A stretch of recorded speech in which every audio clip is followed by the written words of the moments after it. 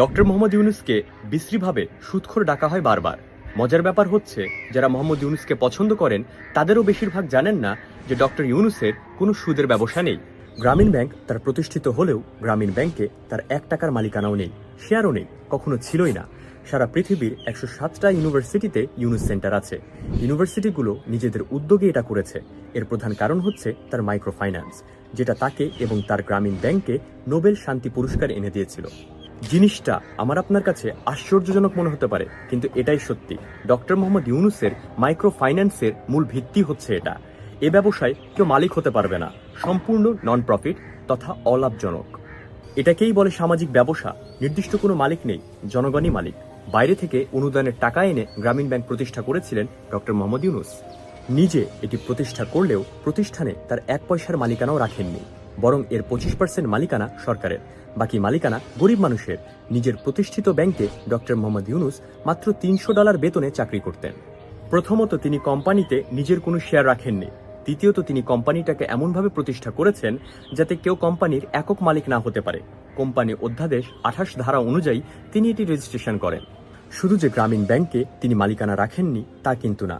George Soros টেলিনরদের এনে তিনি গ্রামীণ টেলিকম প্রতিষ্ঠা করেন। তার কথায় টেলিনর বাংলাদেশে আসে। তার কথায় তার বিলিয়নিয়ার বন্ধুরা গরিবদের উন্নতির জন্য ফান্ড দেয়। তিনি গ্রামীণ টেলিকম প্রতিষ্ঠা করেন, সেটাও অলাভজনক প্রতিষ্ঠান হিসেবেই। অনেকেই জানেন না, গ্রামীণ telecom known for profit company হিসেবে প্রতিষ্ঠা করেন ডক্টর মোহাম্মদ ইউনূস। সেখানেও তিনি নিজের জন্য 1%ও মালিকানা রাখেননি।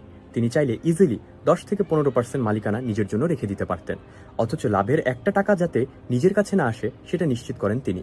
তার প্রতিষ্ঠিত সরকার নিয়ন্ত্রিত গ্রামীণ ব্যাংকে এখনও সুদের হার বাংলাদেশে সর্বনিম্ন। অথচ স্বাভাবিকভাবে আপনার মনে হবে গ্রামীণ ব্যাংকের মতো সুদ বোধহয় আর কেউ নেয় না। আর নিশ্চয়ই এই টাকায় প্রফিট করে ডক্টর ইউনূস। সত্যি বলতে আমাদের দেশের মানুষ এসব কল্পনাও করতে পারে না। একজন মানুষ ব্যবসা করছে, সে সেখান থেকে লাভ করবে না, এটা আমরা ভাবতেও পারি না। আমরা ভাবতে পারি কেবল টাকা কামানোর কথা। যেমনভাবে ডক্টর মোহাম্মদ ইউনূস বলেন, টাকা কামানোতে আছে সুখ শান্তি, কিন্তু অন্যের উপকারে আছে প্রশান্তি। উনার ভাষায় মূলত নিজের জন্য টাকা কামানো হয়তো হ্যাপিনেস, অন্যের উপকার হচ্ছে সুপার হ্যাপিনেস। মোহাম্মদ ইউনূস মনে করেন, সবাই এককভাবে সম্পত্তির মালিক হতে থাকলে গরিব আরও গরিব হয়ে যাবে, ধনী আরও ধনী হবে, ফলে বিশ্ব ব্যবস্থা অচল হয়ে পড়বে। এই বিশ্বাস থেকেই উনি সব নন প্রফিট বা অলাভজনক প্রতিষ্ঠান তৈরি করে গেছেন, নিজের জন্য কোনো মালিকানা রাখেননি। কিন্তু এরকমটা কি আপনি ভাবতে পারেন? বাংলাদেশের যে কোনো কোম্পানি দেখেন, মালিকানা সব নিজেদের। কোম্পানির কথা বাদ দেন, এনজিওগুলো যদি দেখেন, তবুও মালিকানা নিজেদের অথবা পরিবারের। বড় বড় পদগুলোতে পরিবারের সদস্যরাই বসে আছে। কিন্তু ডক্টর মোহাম্মদ ইউনূস এমনটা করেননি। তার প্রতিষ্ঠিত কোম্পানিতে সে নিজেকে অথবা নিজের পরিবারের কাউকেই রাখেননি।